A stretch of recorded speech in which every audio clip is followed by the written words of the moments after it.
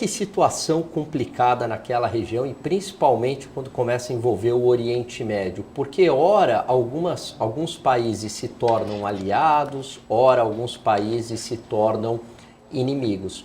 Muito embora a Turquia faça parte ali da OTAN, né? Então tem um pacto militar, mas indica que há uma boa relação com a Rússia, mesmo fazendo parte da OTAN.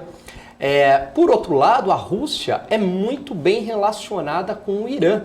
E o Irã, por sua vez, tem uma pretensão hegemônica dentro do Oriente Médio. Só não consegue porque tem um país muito bem preparado, muito bem armado, com arma nuclear, chamado Israel.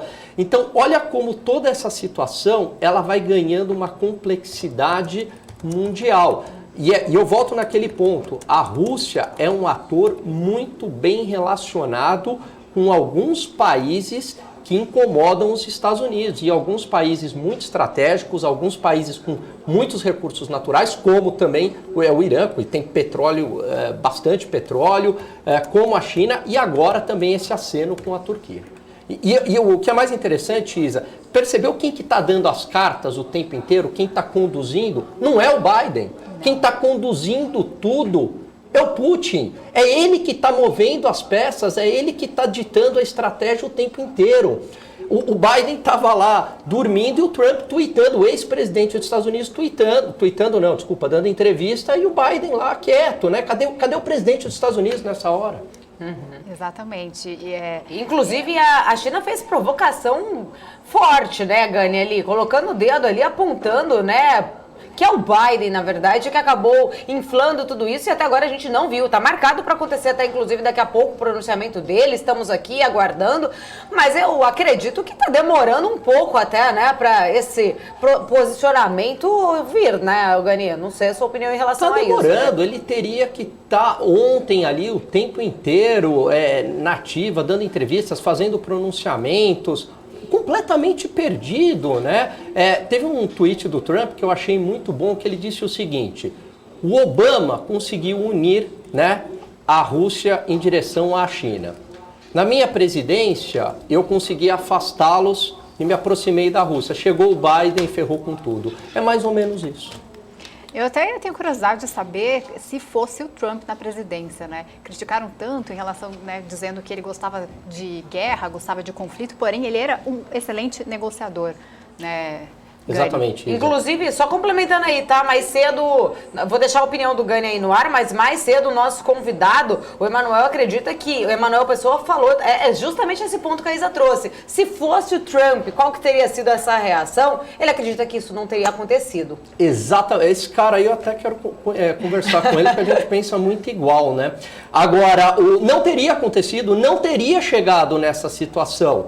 Durante o governo Trump, houve um bom relacionamento com a Rússia, né? A situação estava controlada, ele estava acenando, ele mantinha uma política de isolamento, mas ele conseguiu uma proeza que foi a Rússia não se aproximar da China. Ele conseguiu manter essa distância e, ao mesmo tempo, né, manteve ali a situação mais ou menos controlada na região. Mesmo no Oriente Médio, né, a situação, por exemplo, dos seus antecessores estava muito pior. A situação de terrorismo no mundo estava muito pior, porque não deixava chegar neste ponto. E o Trump, que era pintado como beligerante, era o que queria reduzir o orçamento da OTAN, que queria, né, que não via tanto sentido nessas guerras americanas que trazem aí um prejuízo muito grande para a população.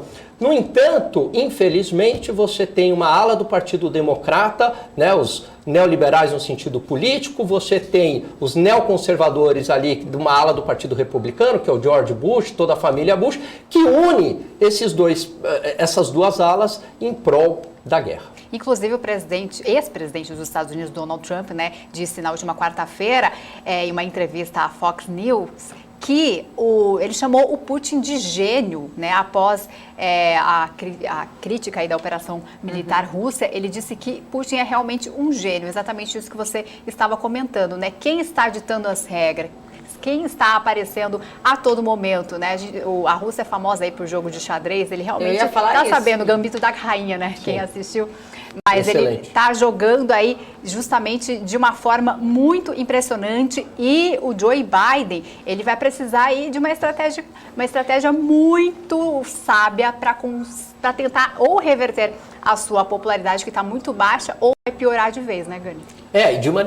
Respondendo assim, exatamente, de maneira bem objetiva, Isa. Se fosse o Trump, não teria chegado nessa situação. Porque o Trump ia avaliar o risco de apoiar a entrada da Ucrânia na OTAN e ia falar assim, o que eu tenho a ganhar com isso? O que os Estados Unidos têm a ganhar com isso? Mas e o interesse comercial, Gani?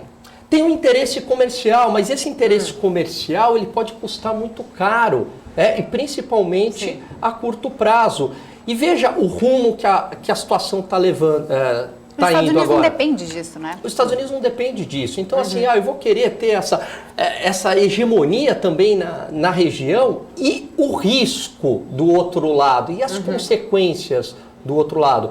Pode ser muito pior do que um interesse comercial. Eu sempre insisto num ponto, né? A hegemonia americana, ela mudou. Os Estados Unidos, né, não é mais aquela polícia do mundo na década de 90 que tinha o seu poder unilateral. Na cabeça dos Clintons, na cabeça do Bush, na cabeça do Obama, na cabeça da Nancy Pelosi, na cabeça da Kamala Harris, que aí não tem nem ideia do que ela está falando, eles acreditam que os Estados Unidos é essa potência ainda que dita as regras do mundo. Não é. Mudou. Hoje você tem um adversário geopolítico, você tem um adversário econômico, você tem um adversário militar que é muito poderoso, que é a China, e a Rússia também é uma peça central nesse jogo pela importância energética e pela importância militar.